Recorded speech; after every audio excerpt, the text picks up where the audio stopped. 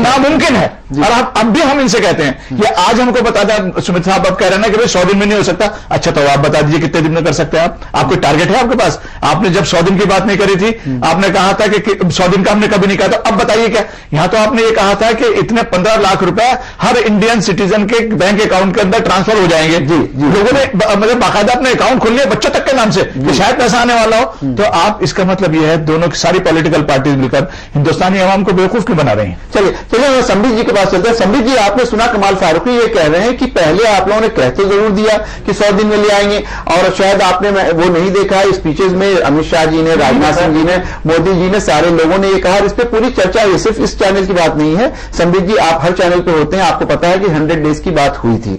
चलिए, अगर वो ना भी हुई थी तो अब ये बताइए, अब तो आप सरकार में हैं, सरकार किस तरह से काम करती है, क्या पॉलिसीज हो सकती हैं, ट्रीटीज हो सकती हैं, क्या क्या एपरेटस आप यूज कर सकते हैं, सारी चीजों की जानकारी आपको है। क्या अब आप ये बता सकते हैं कि काला धन पे कोई कंक्रीट चीज कब हो सकती है? 627 लोगों की लिस्ट आपने दे दी, लेकिन काला धन कब तक वापस आ सकता है, या उसमें कब तक कुछ गिरफ्तारियां हो सकती हैं, उसमें कब तक सारी चीजें हो सकती हैं? अब तो कुछ टाइम दे सकते हैं। देखिए, ये पूरा मसला ऐसा चल रहा है कि बड़ा आश्चर्य होता है कभी मुझे। आप देखिए 2009 से लेके किस प्रकार इस काले धन के मुद्दे को भारतीय जनता पार्टी ने ही उजागर किया। कांग्रेस सरकार तो इसे मान भी नहीं। हाँ, मैं बोल रहा हूं। आप देखिए, कांग्रेस और यूपीए की जो सरकार थी वो तो ये मान भी नहीं रही थी कि काला धन नामक कोई चीज होता है। ये तो हमने जिस प्रकार से इस पूरे विषय को उठाया, स्वाभाविक रूप से उसके बाद जाके मनमोहन सिंह जी ने कहा हाँ काला धन है और हम 100 दिन के अंदर लाएंगे, जो खैर उनके 100 दिन को छोड़ दीजिए, वो विषय नहीं है। उन्होंने एसआईटी का गठन करना महत्वपूर्ण नहीं समझा। भारतीय जनता पार्टी अवेयरनेस भी कर रही थी, सरकार में आने के बाद लाइन में काम भी कर रही है, और उसके बाद भी इतना सवाल किया जा रहा है, वो ठीक उसी प्रकार है कि एक अच्छा स्टूडेंट सुबह से शाम तक पढ़ रहा है, आप उसे चाबुक मार मार के बोल रहे हैं तुम 10th क्लास कब पास करोगे ये बताओ, तुम क्यों नहीं अभी 10th क्लास पास कर रहे हो? अच्छा पढ़ रहा है, अच्छा पढ़ रहा है सुबह से शाम तक, जरूर पास करेगा एग्जाम। जो हमने कहा है वो करेंगे भी। आप देखिए 3 महीने के अंदर क्या क्या हो गया, वो पाइपलाइन देखिए। एसआईटी तो गठित हुआ ही, उसके साथ साथ किस प्रकार स्विट्जरलैंड के साथ जो करार वर्षों में कभी भी नहीं हो पाया था वो भी हो गया है। अमेरिका के साथ करार होने वाला है। 627 मार्च के देश के लोग वहां बैठे हैं और जी। लेकिन संबित जी ये बताइए कि आप लोग जो कुछ कर रहे हैं, आपकी बात सारी बात मैंने सुन ली, आपको मैंने कहीं बीच में नहीं टोका, लेकिन आपकी पार्टी से जुड़े हुए एक कानूनविद, एक कानून के बड़े जानकार हैं राम जेठमलानी जी, वो भी आपसे खुश नहीं है। वो भी कह रहे हैं कि नहीं ये लोग तो इस तरह की बात कर रहे हैं, इसमें नया क्या है, और वो कहीं आप क्रेडिट ले रहे हैं कि आपके करने से ये सारी चीजें हों। वो कहते हैं कि सुप्रीम कोर्ट की ग्लोरी है। तो कहीं ना कहीं या तो आप अपनी बात को सही से कह नहीं पा रहे हैं, या काले धन के मामले में आप कहीं ना कहीं अपने को कॉर्नर पा रहे हैं कि कहा बहुत कुछ था, करने में थोड़ी दिक्कत हो रही है, इसलिए आप जवाब नहीं दे पा रहे। नहीं, मुझे लगता है, पहले तो राम जेठमलानी जी पे विषय पे आता हूं, फिर सुप्रीम कोर्ट वाला। देखिए, राम जेठमलानी जी का तो ये 5वां या 6ठा चिट्ठी था। जो अभी तक के 5 चिट्ठी है उसको पढ़ लीजिए। इससे पहले जो चिट्ठी उन्होंने लिखा है उसमें लिखा है उन्होंने, friend, father and philosopher of black money is Chidambaram, अर्थात कांग्रेस के चिदम्बरम जो है वो फ्रेंड फादर भी है, उन्हीं के कारण ब्लैक मनी। देखिए बोलिए, संबित जी को बोलिए, फिर आप बोलिए। क्या है वही बात तो चुनाव के पहले भी वही बातें करते रहे। संबित जी आपने यहाँ पे रोक रहा हूँ, एक बीच देखिए एक बड़ी अजीब बात, समित साहब, मैं आप हमारे दोस्त हैं, एक बात मैं ये अर्ज करना चाह रहा था। मैं बीच में कभी नहीं बोल रहा था। अरे डॉक्टर पास वापस बात कर लीजिए, आपके पास वापस आने। समित भाई, मैं बीच में नहीं टोक रहा, कुछ बात आपकी खत्म हो गई तो मैं अर्ज करने की कोशिश कर रहा हूँ कि आप, मेरी बात खत्म नहीं हुई है। संबित जी आप बात पूरी करें, मैं बात पूरी कर लेता हूं। मैं राम जेठमलानी जी के तमाम लेटर्स के बारे में आपको याद दिला रहा था कि उनके प्रीवियस लेटर में उन्होंने कहा है कि कोई अगर ब्लैक मनी का पिता है तो वो कांग्रेस है, और मैं बता दूं पिता बदल नहीं सकता है, राम जेठमलानी भी चाहें तो पिता को बदल नहीं सकते हैं। और उन्होंने चिट्ठी में यह भी लिखा है कि सोनिया गांधी जी जो प्लेन में बाहर की कंट्रीज में जाती है ट्रीटमेंट के लिए, वो ब्लैक मनी जमा करने जाती है। तो अगर तमाम लेटर्स पढ़े जाए राम जेठमलानी के, तो मुझे लगता है हम जवाब दे, उससे ज्यादा कांग्रेस को जवाब देना चाहिए।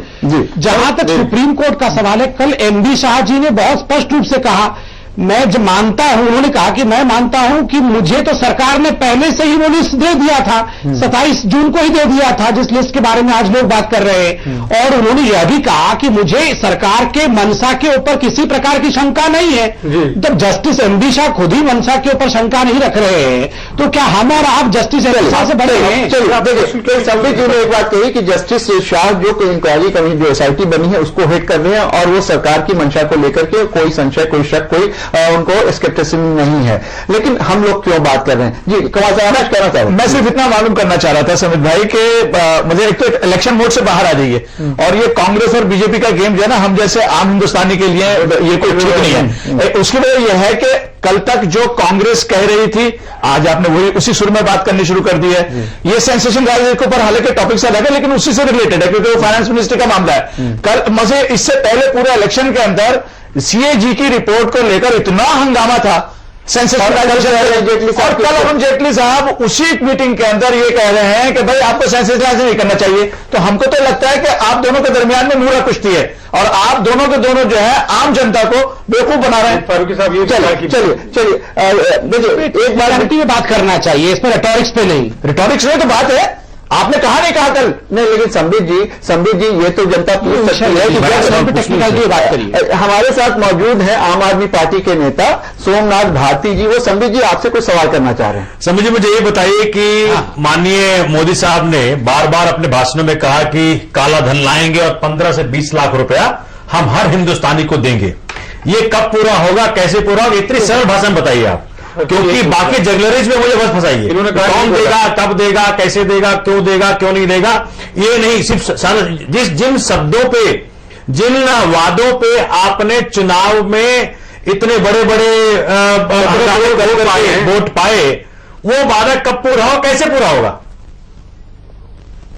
वो आम आदमी पार्टी चिंता नहीं करे तो कौन चिंता करेगा? वो जो चंदा आम आदमी नहीं, आम आदमी पार्टी नहीं है, देश का नागरिक जानना चाहता है, देश का नागरिक जानना चाहता है, चंदा 17 करोड़ लोग जो वोट दिया है वो जानना चाहता है। संबित भाई ये जो बाजीगर की काम आप कर रहे हैं ना, वो नहीं, ये आम आदमी पार्टी को चिंता करने की जरूरत नहीं है। संबित भाई अपने अस्तित्व की लड़ाई लड़े। सुप्रीम कोर्ट को जवाब दिया गया है, सुप्रीम कोर्ट आश्वस्त है, एसआईटी के जो चेयरमैन हैं वो खुद आश्वस्त हैं। हालांकि देश के जनता जानना चाहता है, सुप्रीम कोर्ट के बाद साहब वो कहेगी कि एसआईटी भी एजेंट है तो हम कुछ नहीं कर सकते। आप यहाँ पे कौन एजेंट है? एक सेकंड, कौन एजेंट है साहब? कौन एजेंट है? आप कहेंगे कि एसआईटी, ये कौन कह रहा है, ये कौन पूछ रहा है? कौन एजेंट है? सोमनाथ भारती। ये पूछ कौन रहा है मेरे से? सोमनाथ भारती पूछ रहा है आपसे। नहीं, आप ऐसे मत पूछिए, एंकर है पूछने के लिए। आप पूछने के लिए सवाल इन्होंने किया है, ठीक है। देखिए इन्होंने सवाल संबित जी ये किया है कि जो बात मैंने पहले आपसे बात कर ली थी इसकी, लेकिन चूंकि अभी आए हैं तो ये जानना चाह रहे हैं कि जो पैसे की बात थी कि आम आदमी के खाते में इतना पैसा जमा होगा, वो कब तक होगा? आप कह रहे हैं कि जो जज हैं, जो एसआईटी हेड कर रहे हैं, वो आश्वस्त है, उनको कोई शंका नहीं है। लेकिन इनका कहना यह है कि आम आदमी पार्टी की बात मैं नहीं कर रहा हूं, आम आदमी ये जानना चाहता है कि कब पैसा आएगा, इसलिए कि बहुत लोगों ने खाते खुलवा दिए हैं इस उम्मीद में कि पैसा आ रहा है। ये पूछ रहे हैं सोमनाथ भारती साहब, बताइए। देखिए, हाँ, ये जैसे आपने पूछा वैसे वो पूछे तो जवाब भी मिलेगा। मेरा जिस प्रकार से वो पूछ रहे हैं, जवाब भी चाह रहे थे। प्रकार से मध्यरात्रि में उन्होंने रेड किया था ना, उसी प्रकार से पूछ रहे हैं। संबित भाई, मध्यरात्रि वाला रेड तो आपके ऊपर उल्टा पड़ने वाला है, ख्याल रखिएगा। अभी तो डीसीपी फंस रहे हैं, कल आपकी पार्टी फंसने वाली उसमें, ख्याल रखिएगा। वो सब आप काला धन किस कहां इन्वेस्ट करते हैं वो मुझे मालूम है। खिलाफ तो एफआईआर भी हुआ, आप उसको भी एजेंट कहेंगे तो हम तो कुछ नहीं कह सकते। आप एसआईटी को एजेंट कहेंगे, आप कहेंगे सुप्रीम कोर्ट भी हमारे साथ मिली हुई है, आप कहेंगे दिल्ली पुलिस भी हमारे साथ मिली हुई है, तो इसका उपयोग बात हम लोग ये कर रहे थे कि पैसा कब तक आएगा। चलिए यहाँ पे कांग्रेस के नुमाइंदा मौजूद है प्रणव झा साहब, वो बहुत देर से कुछ कहना चाह रहे थे। आपसे ये जानना चाहेंगे प्रणव जी, एक बात मैं सुनिए, पहले उनसे प्रश्न उनसे मैं प्रश्न कर लूंगा कि संबित जी ने एक बात जो कही है कि 2011 से आप लोग एसआईटी पे बैठे रहे, आप एसआईटी नहीं बनाया आप लोगों ने, अब इन लोगों ने एक पहल तो की है, तो उसके ऊपर थोड़ा सा धैर्य रखिए, थोड़ा सा उसको वेट कीजिए। अभी से इतना जल्दी क्यों कह रहे हैं कि सब कुछ हो जाए? आप भाजपा के पक्ष में बोल रहे हैं या नहीं, भाजपा के पक्ष में नहीं बोल रहा हूं, मैं हकीकत बता रहा हूं। तो हकीकत बात कमाल फारूकी ने कही, मुझे कमाल फारूकी ने कही कि आप दोनों मिलकर कुश्ती कर रहे हैं, मुझे दोनों मिलकर के आप बना रहे हैं। मुझे हकीकत बता ले दीजिए। उसके पहले मैं उनसे ये पूछना चाहता था और उन्होंने जवाब दिया, आपने उनसे प्रश्न पूछा आपने और आपने मान भी लिया इस बात को।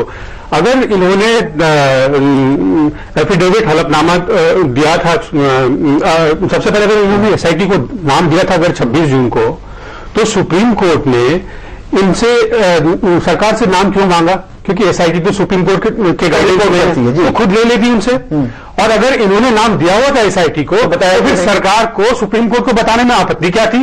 अगर आपत्ति नहीं थी तो फिर 27 अक्टूबर को उन्होंने हलफनामा क्यों लगाया? और हलफनामा में 2 जगह इन्होंने असमर्थता क्यों जाहिर की कि हम मांग रहे थे? हाँ, मॉडिफिकेशन क्यों मांग रहे थे? इस बात के बाद क्या इनसे कोई प्रश्न पूछने के लिए है तैयार, या इनका इस बात का कोई जवाब है? मैं बताता हूं, इसका जवाब नहीं है, आप कहने दे। जवाब मैं देता हूं, जवाब मैं दे देता हूं जी। इसके बाद मैं फिर अपनी बात कहना चाहता था। क्विकली, असम्बली ब्रेक का समय हो रहा है जी। आपने महत्वपूर्ण प्रश्न पूछा है और इसका क्लैरिफिकेशन होना चाहिए। बताइए।